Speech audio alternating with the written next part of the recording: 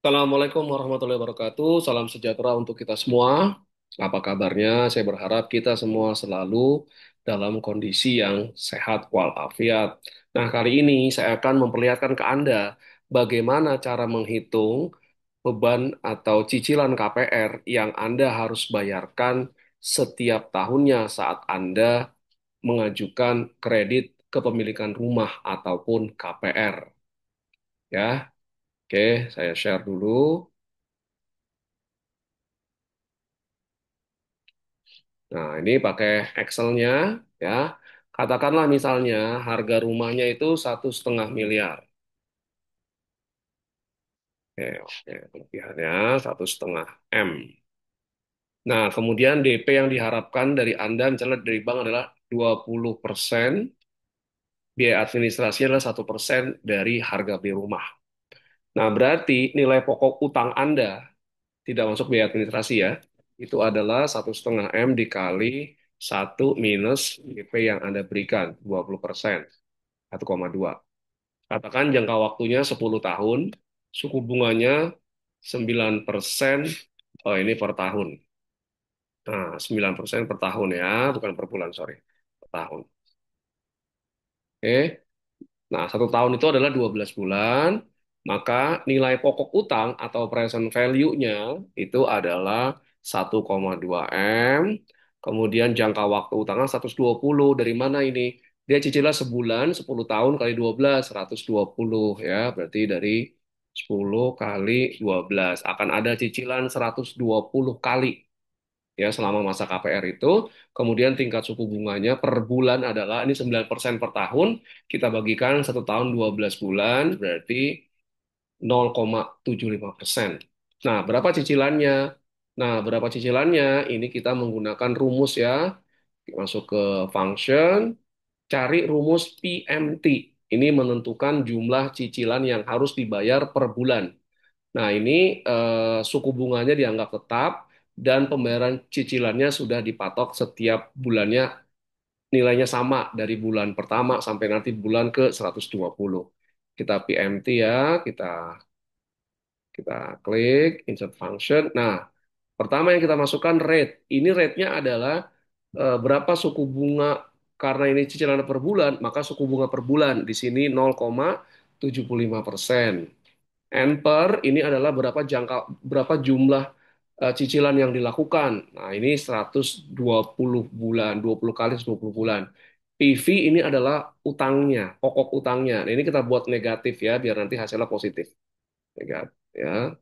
Kita buat negatif 1,2 M, maka nah ini cicilan per bulannya adalah 15.201.092 rupiah, 85.201.093.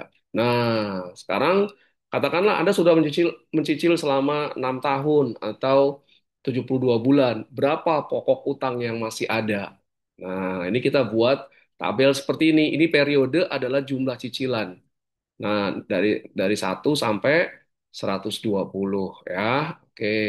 Kita masukin dulu nih. Saldo akhir utang itu adalah saldo utangnya yang awal itu adalah yang 1,2 M.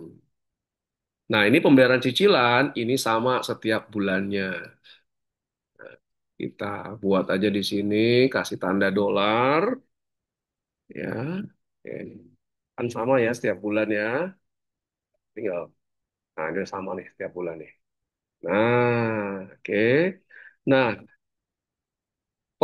KPR itu menggunakan amortisasi, pembayaran cicilannya sama setiap bulan, setiap kali bayar. Nah, dari 15 juta ini itu dibagi dua. Pertama adalah pembayaran untuk komponen bunga dan komponen pokok pinjaman. Bunganya itu berasal dari bunga per bulannya 0,75% dikali dengan saldo akhir utang sebelumnya 1,2 M. Nah, dapat 9 juta. Jadi bayar bunga cicilan pertama dari 15.201.093 ini, bunganya 9 juta, nyicil pokoknya berapa? Tinggal kita kurangkan. Nah, 621. Jadi di awal-awal masa KPR itu pembayaran cicilan lebih banyak untuk membayarkan bunganya. Karena saldo akhir utangnya masih tinggi. Nah, saldo akhir utang setelah pembayaran cicilan pertama adalah saldo sebelumnya 1,2 M dikurangi 6 juta sekian ini. Dapat 1.193.798.907. Nah, oke. Bunga yang pembayaran cicilan kedua itu adalah per bulannya 0,75 dikali sisa utang, saldo akhir utang sebelum pembayaran yang kedua. Yang pertama berarti kan 193. Nah, mengalami penurunan. Nah, pokok pinjamannya sekarang ada kenaikan dari apa 6 juta sekian, 6.201 menjadi 6.247. Saldo akhir utangnya yang setelah pembayaran cicilan kedua adalah saldo akhir utang akhir tahun yang cicilan pertama dikurangi pembayaran pokok pinjaman dari pembayaran cicilan yang kedua dapat nih. Nah, sekarang sebetulnya tinggal ini kita tarik ya sampai bawah sampai 120 ya. Sorry ini saya masih tradisional Excelnya. Nah, dapat nih. Di sini tinggal kita klik aja. Sorry. Ini harusnya C apa 15-nya kita buatkan dolar. Sorry. Ya, karena kan dia sama ya. It's,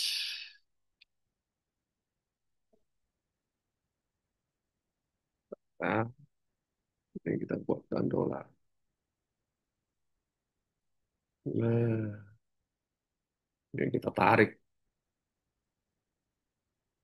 sini. Nah, kan? Oke. Ini kita buat tinggal tarik. Nah, seperti ini. Ya. Oke. Nah, ini nol nih harusnya udah. Jadi sisa pokok utangnya di akhir masa cicilannya di akhir tahun ke bulan 120 atau akhir tahun ke-10 itu dia harus nol sisa utangnya. Nah, ya. Jadi kalau tadi pertanyaannya setelah akhir tahun ke-6 atau setelah pembayaran ke-72 ya, setelah pembayaran ke-72 dia mau apa? Dia mau lunasi gitu ya sisanya. Nah, berapa yang harus dilunasi gitu kan? Berapa yang harus dilunasi? Kita lihat aja. Berarti setelah bulan ke-72 atau cicilan ke-72, nah ini sisa utangnya masih ada 610. Nah, orang sering mikirnya, wah kan kita udah bayar 15 juta kali 72 gitu ya. Berarti udah bayar 1 miliar dong. Harusnya tadi kan utangnya 1,2 M gitu kan. Berarti ya 1,2 M dikurangi ini. Harusnya utangnya tinggal 105 juta dong. Enggak, utangnya masih ada 610 juta. Kenapa? Karena setiap pembayaran cicilan itu ada komponen bunga dan ada komponen pokok pinjaman. Nah, itu nih ya kalau Anda lihat. Nih, tuh. Ya. Jadi pembayaran bunganya jumlahnya itu makin turun karena saldo utangnya makin turun. Pokok pinjamannya makin tinggi. Jadi di awal-awal KPR cicilan itu porsi bunganya lebih tinggi dari pokok pinjaman. Nanti di akhir-akhir kebalik, pokok pinjamannya yang lebih besar berkurang dari bunganya. Masih harus bayar 610 lagi itu. Ya. Nah, misalnya Anda saya nggak mau 10 tahun kelamaan, mau 8 tahun, ya udah di sini kita kasih 8. Nah, dampaknya nih naik nih 17 ya. Lihat perhatikan baik-baik. Kalau tadi 10 tahun kan 15 juta per cicilan ya per bulan. Sekarang dia maunya cuma 8 tahun. Ya naik jadi 17.580. Nah, berarti 96 dan nol nih harusnya ya. Ketika yang bayaran cicilan mana nih ya 96 dan nol nih. Nah, itu dia. Ya. Terus kalau